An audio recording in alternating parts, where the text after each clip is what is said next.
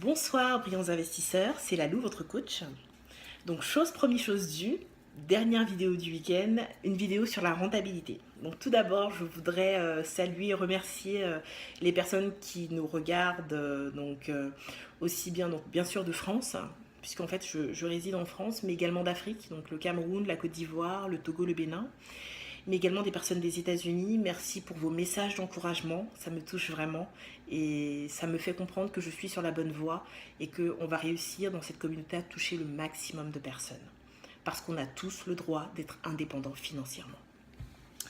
Donc pour revenir à la rentabilité, je sais que plusieurs d'entre vous vont penser à la rentabilité financière.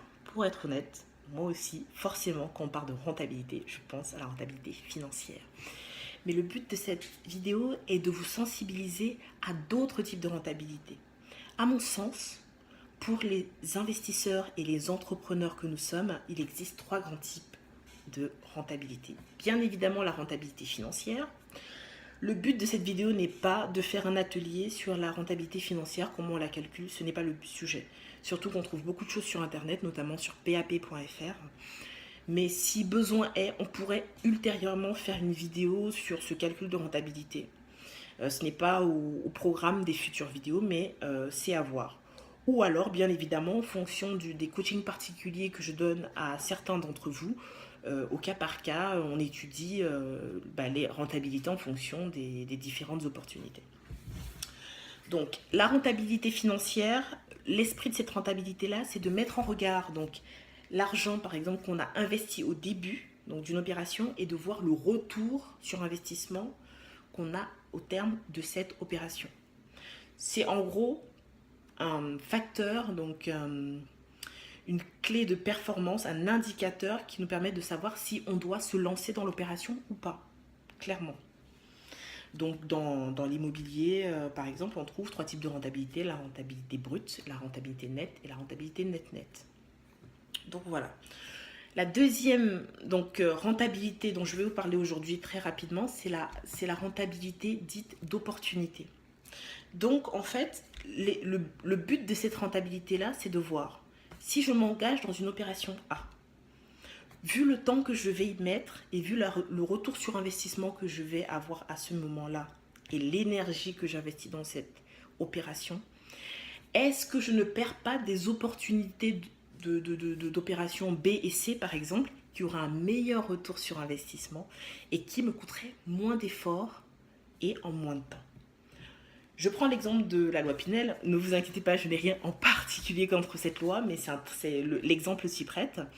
En gros, en faisant une loi Pinel, on est lié à l'État pendant, par exemple, entre 12 et 21 ans. La question est de savoir, est-ce que pendant ce temps-là, bien entendu, on est censé avoir un salaire ou plus élevé, ou alors, si on est entrepreneur, des bilans qui sont plus élevés. Mais pendant ce temps-là, où on s'est attaché à l'État, où on a peut-être une rentabilité peut-être de 3 ou de 4%, est-ce qu'on n'aurait pas pu faire d'autres opérations qui allaient peut-être nous coûter peut-être moins d'argent, ou alors qui allaient nous permettre d'avoir une rentabilité de 10%? En fait, c'est ça qu'il faut regarder.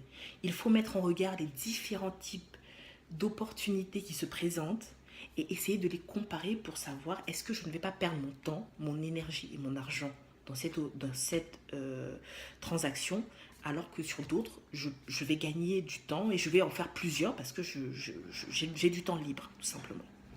Donc ça, c'est la deuxième rentabilité. La troisième rentabilité, à mon sens, qui est importante, c'est ce que j'appelle la rentabilité humaine ou de formation. Moi, par exemple, je la pratique de deux façons. Donc tout d'abord, les livres. Donc c'est-à-dire que j'achète des livres, ce n'est pas perdu parce que je me forme. Je me forme et ça m'aide dans ma vie de tous les jours, ça m'aide en tant qu'investisseur, ça m'aide en tant que coach, ça m'aide en tant que mentor de certaines personnes. Au quotidien, ça vaut le coup. Ça me permet de ne pas faire les mêmes erreurs que certains en fait et dont ils parlent dans leurs livres. Le deuxième aspect de cette rentabilité humaine est le coaching, c'est-à-dire de pouvoir en fait se faire suivre par quelqu'un qui a plus d'expérience en la matière que nous, ce n'est pas perdu parce qu'en fait, on se rend compte que des fois, on gagne 10 000, 20 000 euros, des fois plus, et ça nous permet d'enchaîner les bonnes actions, d'enchaîner justement les opérations à forte rentabilité financière sans se planter, de connaître des astuces. Donc, il faut savoir une chose, notre principal actif, c'est nous-mêmes en tant qu'investisseurs et en tant qu'entrepreneurs, notre matière grise. Savoir comment s'entourer, c'est important parce que grâce à ça, grâce à notre formation, on va pouvoir faire des choses plus rentables financièrement, et en ayant moins d'erreurs possibles.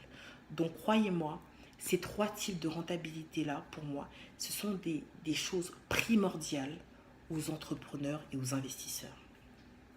N'hésitez pas à me dire si cette vidéo vous a apporté des choses, vous a appris des choses. Et je reste bien évidemment à votre disposition pour des questions. J'essaie de répondre le plus vite que je peux. Donc merci beaucoup, bonne soirée et bon week-end.